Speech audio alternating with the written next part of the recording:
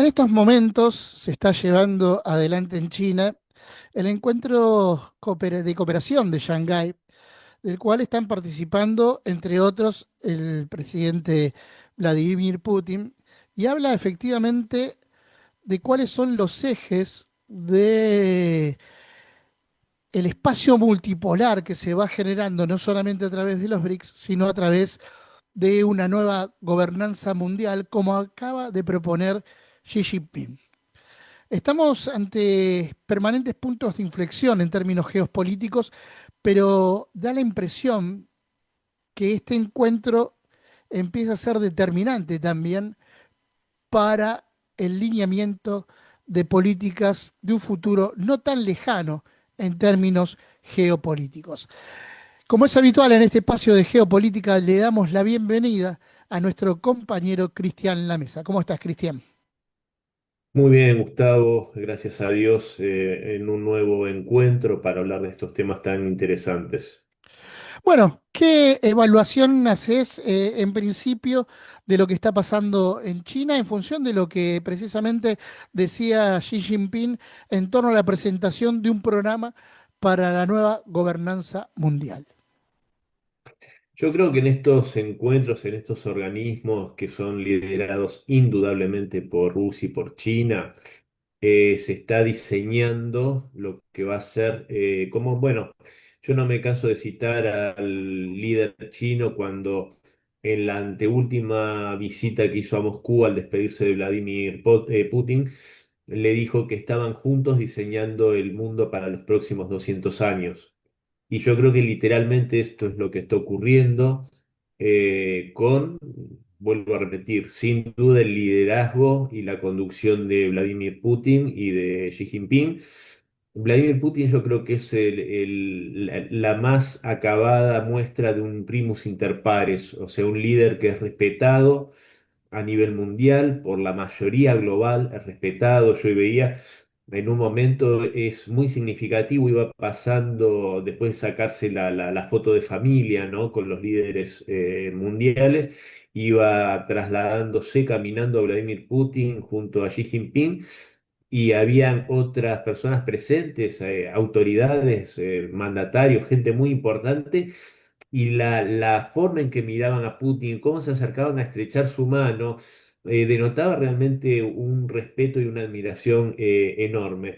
Y no es para menos, porque realmente, de hecho, Rusia en esta guerra contra la OTAN en Ucrania está literalmente luchando en el campo de batalla por este nuevo mundo al que se le opone este occidente colectivo, globalista, guerrerista, que pretende, ¿no? A través de esos 1.000 millones de oro, ¿no? Que se habla, imponer su voluntad y una actitud totalmente despótica para el resto de los países, cuando recordemos el impresentable ex ministro para los asuntos europeos, comisario para los asuntos exteriores de la Unión Europea, Josep Burrell, cuando decía de esa forma tan despectiva que ellos eran un bonito jardín francés frente a una jungla salvaje que era el resto del mundo. Bueno, esa jungla salvaje en realidad es mucho más civilizada que los barbáricos europeos, y se están organizando en este mundo que justamente, y con esto cierro, Gustavo,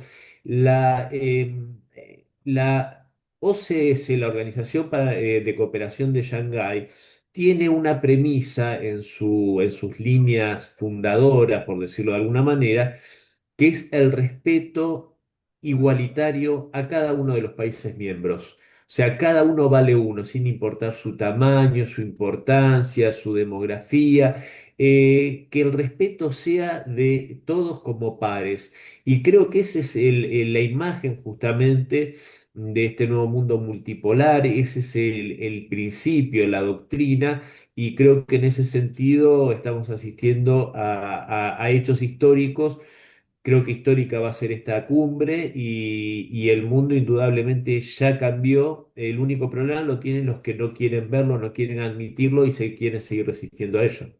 Bueno, en la última semana, distintos informes daban cuenta de la crisis que están atravesando en términos internos y externos tres países claves para lo que implica el eje globalista, ¿no? Gran Bretaña por un lado, Alemania por el otro y Francia. Atraviesan una profunda crisis económica, social y política en función de lo que implica también su propio posicionamiento geopolítico y cómo la ayuda a Ucrania los termina deteriorando hacia adentro en función de romper alianzas estratégicas que le permitían, inclusive a países como Alemania, poder ser potencias en la región al menos, y hoy eso lo lleva a una decadencia en estos términos.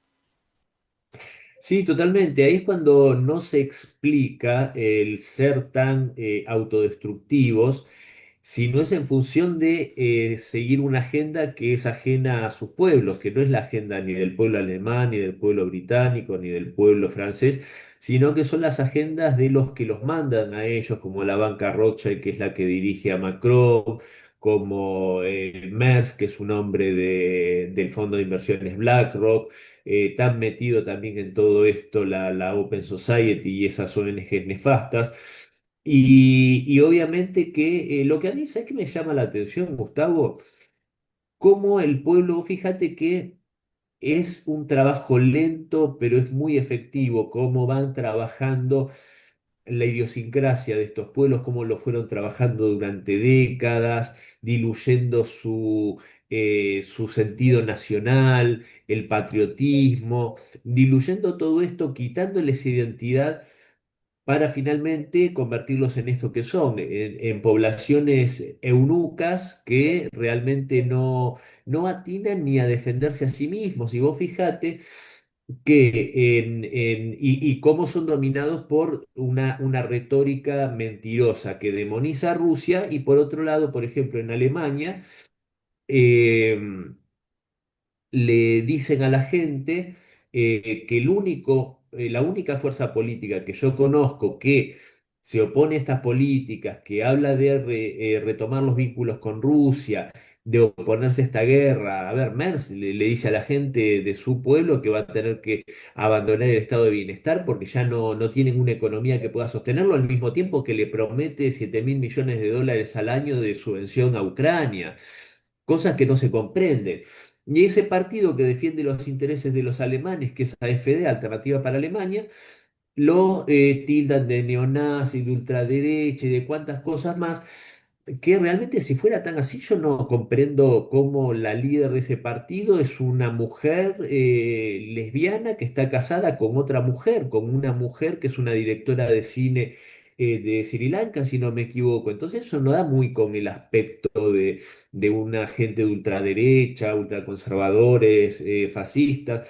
Me parece que están hablando de defender los intereses de Alemania, pero hacen esa demonización y la gente parecería ser que lo cree, porque si bien creció mucho AfD, la verdad es que si fueron transparentes las elecciones, ganó finalmente o llegaron en coalición este social democristiano, perdón, que es Merz, que mientras hablan que AfD es nazi, es fascista y es ultraderecha, el ministro de Defensa de Merz fue el que dijo que los alemanes, el ejército alemán estaba listo para volver a ir a matar rusos.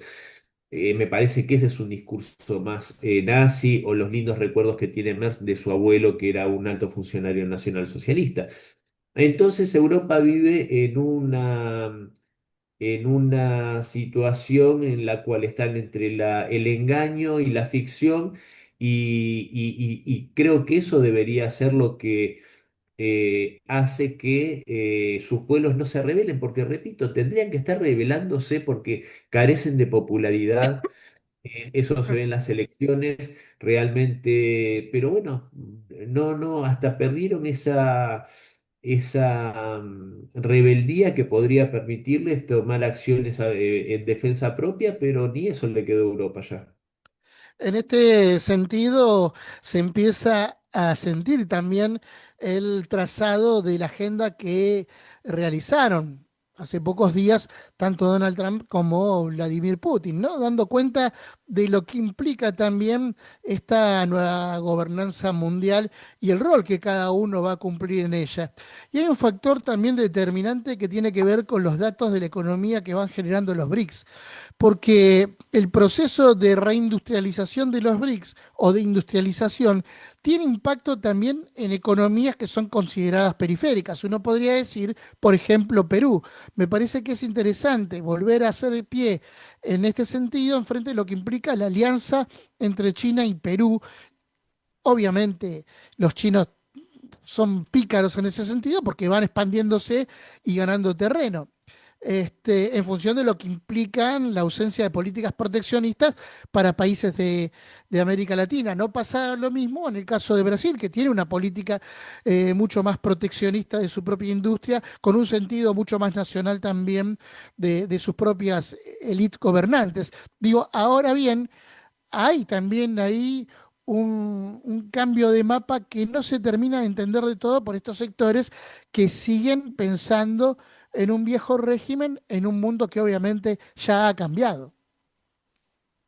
Sí, el mundo ya cambió absolutamente, eso no, o sea, son realmente trasnochados delirantes los que creen que pueden revertir este proceso y a tal punto están desesperados que no dudaron en poner al mundo al borde de una guerra mundial que sería nuclear e incluso todavía no podemos dormir del todo tranquilos pensando que hemos salido de ese escenario. No se ha salido del todo todavía porque los europeos todavía tienen capacidad de daño en ese aspecto. Como ya lo hablamos tantas veces, espero que Donald Trump logre imponerse ante ellos. Pero sin duda todo este proceso globalmente, yo soy muy optimista en la mirada si termina encauzándose de una forma eh, positiva, derrotando estos globalistas guerreristas, porque lo que vos acabas de mencionar respecto de Perú es súper importante, porque todo esto incluso va a forzar a una reelaboración de estrategias por parte de Estados Unidos, creo yo. Por lo menos por parte del Estados Unidos de Donald Trump. Si se impone el proyecto MAGA, si Donald Trump termina siendo la sucesión de Trump está a cargo de J.D. Vance, que creo que es el que, por lo menos todas las veces que yo lo he escuchado hablar, realmente tiene un discurso muy coherente y yo creo que muy auténtico. Entonces, dentro de ese modelo, ¿no? Y dentro de este mundo, incluso Estados Unidos va a tener que sí o sí necesariamente revisar sus políticas para con los demás países e incluso para con los países de nuestra región. Porque, eh, ¿de qué forma entró China en Perú? Con un proyecto de ganar-ganar. Ujú. ¿De qué forma se consolidó en África? Del mismo modo, China. Rusia, ¿qué le ofrece a sus socios y aliados y amigos? Les ofrece acuerdos mutuamente beneficiosos, como siempre dice el presidente Putin. Le ofrece una amistad que va a ser sólida y se va a mantener, como lo está demostrando incluso en la situación en Venezuela, en esta especie de paso de comedia que está dando Donald Trump ahí sí haciendo un desatino a mi modo de ver, pero fíjate la firmeza con la que, del mismo modo que tienen un excelente trato Donald Trump y Vladimir Putin y tienen un acuerdo respecto de Ucrania que no se está pudiendo cristalizar por la resistencia justamente de Kiev y de los europeos, pero al mismo tiempo le puede decir a Venezuela se la respeta y es un aliado y un socio de la Federación Rusa. ¿Entendés? O sea, en ese sentido, el mundo hoy tiene un escenario mucho más claro. Y Donald Trump, que me parece que un poco esto que está, me voy un poco, pero vuelvo, esto de Venezuela, yo creo que lo está haciendo un poco para conformar a sus neoconservadores, como justamente no es un dato menor que Marco Rubio es un neocon y es el secretario de Estado y consejero de Seguridad Nacional, personajes como Ted Cruz, entonces. Me parece que les tiro un caramelo de madera con esto de Venezuela para que se entretengan, para que estén conformes mientras se soluciona lo de Ucrania. No creo que vaya a pasar a mayores, pero sin duda va a tener que revisar también esa política. Esa política ahora está mostrando músculo, está mostrando que en el Caribe él puede mandar 7 barcos, creo que son 7 navíos, y mostrar presencia y decir, esta es mi zona de influencia. Señores, acá Estados Unidos pisa fuerte. Eso está haciendo hoy. Pero va a tener que revisarlo porque aunque haga eso, ya no está tan bien visto como hace años, ni los golpes de Estado, ni las revoluciones de colores, ni invadir abiertamente un país. Los tiempos han cambiado, tampoco creo que sea el estilo del todo de Donald Trump, sinceramente no creo que sea su estilo. Entonces va a tener que, por eso decía yo la mirada positiva, porque esto va a llevar a relaciones mucho mejores, más sanas y más auténticas entre los países y a riesgo que incluso este Estados Unidos de Donald Trump también se va a tener que sumar a eso. No digo que se va a convertir en una abuela generosa y cuidando a los nietos y haciendo todas Sí, las se cosas bien. entiende. No estoy diciendo ¿Mm? eso, pero sí por conveniencia propia va a tener que ir más a también eso de ganar, ganar, que sería parte muy inteligente, porque nuestra región, paradójicamente, a pesar de todo el daño que ha hecho Estados Unidos, vos lo sabés al igual que yo, que tiene todavía muchos fanáticos, mucha gente que sigue Ujú. deslumbrándose mirando al norte. Bueno, puede tener amigos, pero va a tener que ser más generoso. En esta crisis que sufre Occidente, que es una crisis, y esto es una opinión muy personal, civilizatoria, ¿qué función va a cumplir también el capitalismo? ¿Hay un reordenamiento del capitalismo en función del desplazamiento del capital financiero? ¿Hay un reacomodamiento en ese sentido? ¿Qué pasa con las oligarquías tradicionales o qué va a pasar con esas oligarquías tradicionales que son las que efectivamente han ostentado el poder durante todo este periodo? Porque efectivamente, si uno habla de una nueva gobernanza, si se mira el resurgimiento de Euroasia, donde va a estar el foco de atención tanto político como económico, geopolítico, corrijo, o geoeconómico, digo, bueno, allí hay también una discusión en torno a qué tipo de capitalismo se viene a nivel global y qué rol se va a cumplir en función de lo que implique ese ordenamiento también económico. Mira, el tema este que planteas es fundamental. Tal vez es el más importante que hemos hablado hasta ahora. ¿Por qué? A ver, yo recuerdo lamentablemente, bueno, espero que no traiga problemas al canal, pero cuando la expresidenta Cristina Fernández de Kirchner dijo en un discurso que el capitalismo había demostrado ser el modelo más eficiente en la historia de la humanidad en la producción de bienes y bla, bla, bla, bla, eso es un dislate tremendo, eso es un error conceptual horrible y aparte colisiona con la realidad de ver que China, un país comunista que tiene economía planificada, intervención en todos los aspectos de la producción y de la vida, no hay empresa privada multinacional en China que no tenga al Partido Comunista observando y siendo parte del directorio. Entonces, el capitalismo ha demostrado ser el sistema más caótico, el sistema en el cual se desperdician mayor cantidad de fuerza y de energía, porque se pone a competir entre sí a fuerzas que podrían sumar esfuerzo. Eso de que no me sale ahora la palabra, pero que lo que genera más avances y producción es no es avaricia la palabra, pero bueno, La es acumulación, similar. ¿La? la acumulación, No, pero no importa. Tus oyentes, nuestros oyentes seguro que ya lo entendieron. Eso que incentiva el capitalismo, que es esa voracidad que tiene en sí mismo, ¿no? No, eso hace desperdiciar fuerzas. Lo mejor es el Estado organizando a las fuerzas productivas, eso lo sabemos. Entonces, vos fíjate una cosa, el principal país capitalista del mundo ha sido los Estados Unidos.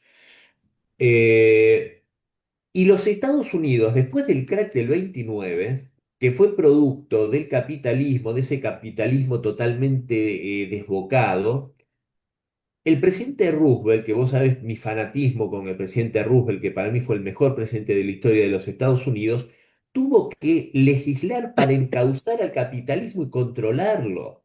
Encauzar el tema bancario, en qué podía estar, en qué no podía meterse, regular para que no volviesen a hacer el mismo desastre que hicieron cuando fue el crack del 29. ¿Y cuándo creció exponencialmente Estados Unidos? Bajo un capitalismo de Estado, controlado por el Estado, que fue lo que ideó y la arquitectura que creó Franklin Delano Roosevelt.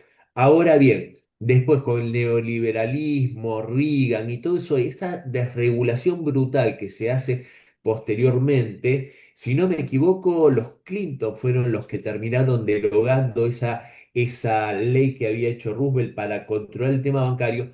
Unos minutos después fue lo de Lehman Brothers, pero un ratito después. Y ese capitalismo, vos fíjate que el Sí, mismo, te hago una salvedad ahí con Barack Obama saliendo a socorrer inmediatamente a los bancos, es decir, al capital financiero, ¿no? exactamente, para que después volviesen a generar otras situaciones caóticas. Y vos fíjate que este globalismo financiero, que es fruto o autor de todo eso, o sea, son las dos cosas, fruto y autor, es paradójico, eh, crean este mundo unipolar, ¿no? Que reinó de forma despótica durante estos 35 años, desde la caída de la Unión Soviética, y se destruye a sí mismo, porque el mundo unipolar se destruyó a sí mismo, porque ya era intolerable, eso lo dijo Putin con una mente preclara en 2007, no me canso de decirlo, en la conferencia de seguridad en Múnich, cuando avisó que este sistema era incluso nocivo para el que ejercía el poder. Entonces lo termina destruyendo este capitalismo totalmente desbocado y enloquecido. Y vos fíjate una cosa que me parece interesante. ¿Qué capitalismo se viene? Primero, va a ser totalmente heterodoxo, con el respeto por cada sistema, una economía y un sistema comunista al estilo chino, con la filosofía china, con muchos ingredientes del confucianismo, y que funciona bien y eficientemente, y es el que sí demostró ser el sistema de producción más eficiente del mundo. Bueno, también tuvimos a la Unión Soviética, que lo de tasas chinas es un poroto comparado con el crecimiento de la Unión Soviética a través de los planes quinquenales. Duplicaba o triplicaba las tasas chinas en su mejor momento. Eh, y tenemos un capitalismo de Estado como es el que hay en Rusia, que es absolutamente eficiente y con un carácter social, y que cuando tiene que poner todo al servicio, como en este caso de la supervivencia y de prevalecer frente a la agresión externa, lo hace y tiene la mejor industria militar, el mejor complejo militar industrial supeditado a los intereses de la patria y a la gente que sigue viviendo en una situación muchísimo mejor que muchos países europeos. Yo he sido testigo, sabes que estoy varias veces al año por allá por Rusia y viviendo, no Ujú. es que voy 2 días y me vuelvo. Y para terminar, Donald Trump también va a instaurar un capitalismo de Estado. No tengo la más mínima duda, ya lo está haciendo. Lo está haciendo a través de los aranceles, interviniendo en la economía de la forma que él cree más conveniente para favorecer la reindustrialización de los Estados Unidos, que vuelva a mejorar y a tener nivel de vida a la clase trabajadora estadounidense. Desde la época de Roosevelt yo no escuchaba un mandatario hablar tanto en sus discursos, al igual que lo hace Vance, sobre la clase trabajadora. Y un dato que en Occidente yo creo que se le ha dado poca relevancia para la importancia que tiene.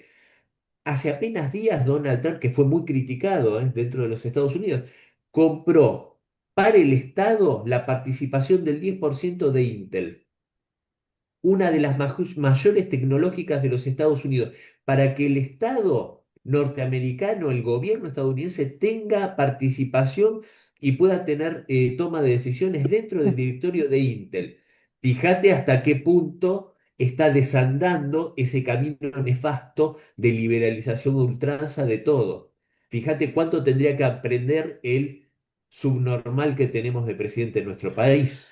Bueno, en ese sentido, cabe señalar que en la última semana, mejor dicho, China lanzó un ambicioso plan de desarrollo tecnológico para un proyecto de 10 años con una planificación integral, donde se propone desarrollar la tecnología industrial Y para ello vuelve a repetir algo que ya había hecho con anterioridad. China tiene un esquema de producción tecnológica que se basa en el sustento del mercado interno a través de las pymes, algo que en comparación con Argentina se está destruyendo, se destruye permanentemente.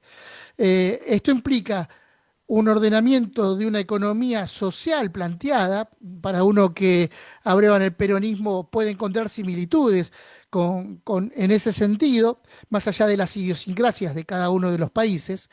Esto también hay que tenerlo en cuenta para situarnos a la hora de discutir por dónde se va, ¿no?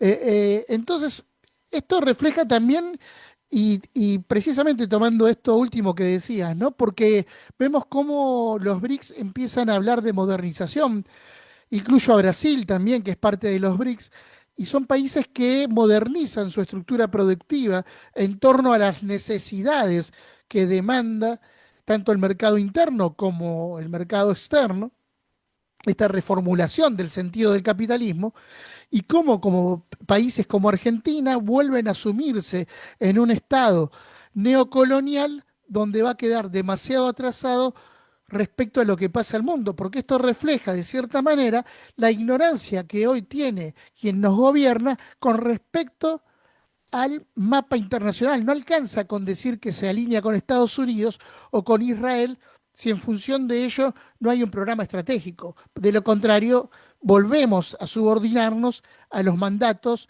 de un Occidente totalmente en decadencia y al sistema neocolonial que propone el capital financiero. Sí, absolutamente. Lo que está pasando en nuestro país es realmente dramático porque yo quisiera que lo llame. Yo sé que Donald Trump tiene una agenda muy ocupada y obviamente lo que menos tiene tiempo de atender a Javier Milei, pero que lo imite un poco a Donald Trump, por favor, porque realmente no tiene absolutamente nada que ver. Hoy Milei está haciendo tal vez una más, tal vez no, está haciendo una figura más del globalismo, aunque vaya a Davos y diga, porque Milei es un poco la disidencia controlada, ¿no? Es como que a ciertas cosas que ya son insostenibles del globalismo, cosas que tienen que ver incluso con lo estético, con esto de meter las agendas, eh, esas agendas arbitrarias y exageradas y descabelladas muchas veces que tienen que ver con las minorías sexuales, que tienen que ver con el ambientalismo, que tienen que ver con el separatismo, con fomentar separatismos a través de lo que se le llama indigenismo. Acá tenemos gente supuestamente del sector nacional y popular que defiende a grupos que quieren secesionar parte de nuestro país. Estamos todos locos, como los mapuches, que tienen la oficina de los mapuches, está en Bristol, en el Reino Unido. Eso no nos dice nada, no nos está explicando algo de qué intereses hay detrás. Y acá se creen muy revolucionarios apoyando a los mapuches que quieren secesionar el país. Entonces, yo lo que digo, bueno, fíjate que parecido con Javier Milei diciendo que las Malvinas, nada, si conseguimos algo de plata que nos den por las Malvinas, que mejor que venderlas, Sí, lo que ¿no? O dijo sea, Bullrich. claro, intereses totalmente cipayos, intereses totalmente vendidos, que en realidad tiene, repito, la misma, en lo importante es la misma agenda, porque Milei es un atlantista. ¿Te acuerdas que habló de sumar a la Argentina a la OTAN como observador? Algo así había hablado, ¿te acordás? En Sí, el sí. mismo carácter que está Colombia. Una cosa que es realmente yo, a ver, Milei sin duda estaría y seguro estaba más cómodo con Biden que con Trump. Pero bueno, nosotros vamos a contramano de la historia, indudablemente. Ese es nuestro horrible karma. Qué obsoleto que quedó el concepto de Fukuyama, ¿no? El fin de la historia, cuando uno ve lo que pasó desde esa década de los noventas, de los 90 a la actualidad, ¿no? Porque efectivamente si hay algo que no llegó a su fin es la historia. Se fue completamente renovando y además porque ese concepto de romper la historia implicaba también que los pueblos se desprendan de su soberanía. Y algo que ha modificado este universo multipolar incipiente es la recuperación del sentido de soberanía. Sí, totalmente. Y a tal punto que vos fijate que una de las cosas que más se enfatiza en los BRICS, en la OCS y en tantos grupos con estas características, ¿no? Soberanistas, multipolares, etcétera, es la no injerencia en los asuntos internos de los países, que eso es fundamental, y la otra, el respeto a la individualidad cultural de cada país y a sus características. Que nadie se sienta con la superioridad moral de creer que le puede ir a decir a otro cómo tiene que vivir. Eso no se puede tolerar y no lo va a tolerar más el mundo.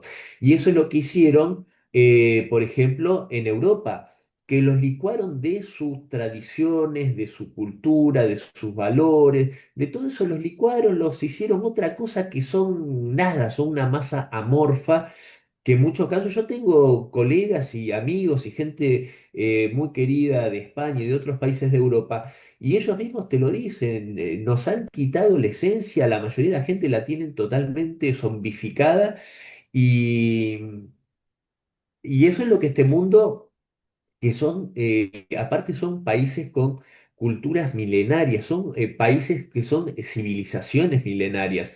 Rusia, China, India, no toleran que les quieran ir a cambiar su forma de ser, de sentir, de pensar, todos nos tenemos que respetar. Y el error de cálculo de esta gente, que vos hablabas de Fukuyama, es cuando vos haces el análisis desde tus expectativas y deseos. Yo tengo la suerte de hacer análisis y prever escenarios en los cuales me parece a mí, pero objetivamente, que las cosas van a ir por un carril que aparte me agrada y lo deseo. Pero vos no tenés que decir lo que va a pasar solo basado en lo que vos deseas que pase, porque generalmente no sucede. Yo me acuerdo cuando me entrevistaban al comienzo de la guerra y me querían convencer que la guerra le iba a ganar Rusia. Y yo les decía, es imposible que se le gane una guerra a una potencia nuclear. Es imposible. O sea, ustedes entienden que es imposible, y más una guerra existencial. Del mismo modo que sería imposible ganarle una guerra a China o ganarle una guerra a Estados Unidos. El que piense que se le puede ganar una guerra a Estados Unidos es un estúpido. Que puedan hacerlo implosionar, que puedan hacer como se hizo con Rusia, con la Unión Soviética, que le hicieron implosionar por la corrupción y las traiciones internas que hicieron unas camadillas corruptas y vendidas. Pero, claro, ¿cómo no le van a pifiar en el cálculo si lo que pensaban era que iba a suceder lo que ellos deseaban que sucediera y todo el mundo como mansos corderitos lo iban a aceptar cruzados de brazos? Bueno, llevó 10 años, llevó 20 años, llevó 30 años. Bueno, finalmente no sucedió lo que soñaba Fukuyama que suceda. Cristian, nos vamos a reencontrar en la próxima emisión de Geopolítica aquí en AGN Prensa para seguir profundizando ya con lo que deje el encuentro que se está llevando adelante en China, porque habrá resultados y obviamente tendremos mucho material para ir analizando. Te mando un abrazo y será hasta la próxima. Gracias. Gran abrazo, querido amigo. Hasta la próxima.